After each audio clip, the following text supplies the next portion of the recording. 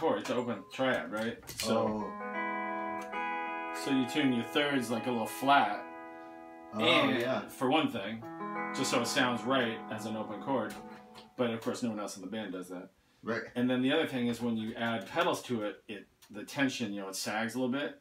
So for instance, you're on E, so your third, that third is like 10 or 12, 15 cents flat to sound right. Now when I step on the first pedal, that becomes the root of the 4 chord. So the root of that chord is now starting out a little bit flat. Yeah. And it pulls the open E pulls down a little bit. So you tune those to match each other. And then now the B that raises up to a C sharp ends up like 20 cents flat to match what those two are at. So it's like oh my gosh. So everything compounds. So as you add pedals, you have to sort of go a little sharp, tune a little sharp to account for it, and so that's where the art comes. It's a lot of just like listening and fudging it and vibrato. Really. Vibrato helps. It's the key. It's yeah. Just dancing around it. But yes, it's subject, and depending on how on top of it you are, and plus you might just play out of tune anyways. You're just aiming for these frets that are somewhere. So what's it's the difference ridiculous between the two necks? Well, this is that triadic twangy thing, all that stuff, and then this is your C neck.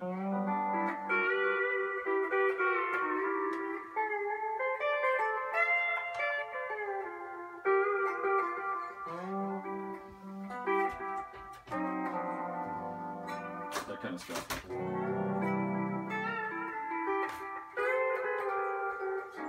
Western swing and jazz is on that neck. That's country and this is Western. It's a country Western. It's a country Western instrument. Country Western.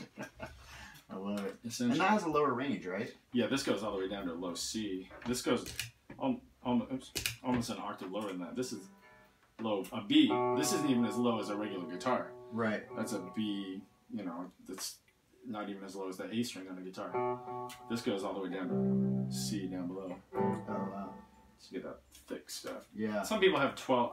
I used to have it. I don't have it anymore, but I had a 12 string, so you could go as low on that tuning, which is nice. I'm kind of missing it, but interesting. Do you ever go back and forth between the two in the same song? Sometimes, yeah. Yeah, interesting. Yeah, sure. We could do some stuff. I mean, we could do some. It would definitely have a different flavor. It might start to be a little Hawaiian. I think you're right. I think the country side of things is more the vibe. Yeah. Country and rock is on this side. Nice. I would say let's do 2 more passes. Do one pass that's the next pass. Just make it really, really, really open. Like lots of just sustain and vibrato.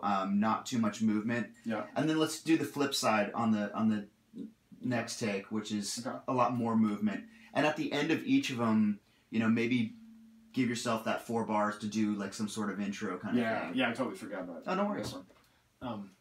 Cool. Do you want same sound? Just keep it. I'm digging the sound, yeah. Because I mean, if we need to add a little bit of like modulation and delay or some sort of verb to like make it a little bit more spacey, we can do that with plugins. But I like this. Feels good. Yeah. Yeah, and you got the delay signal is just clean too. So I mean, you could also use this. Yeah, use them both. Add overdrive to that one, and this one, or bring the overdrive in later, or whatever. No, this is perfect. This is great. All right, so sparser on this pass.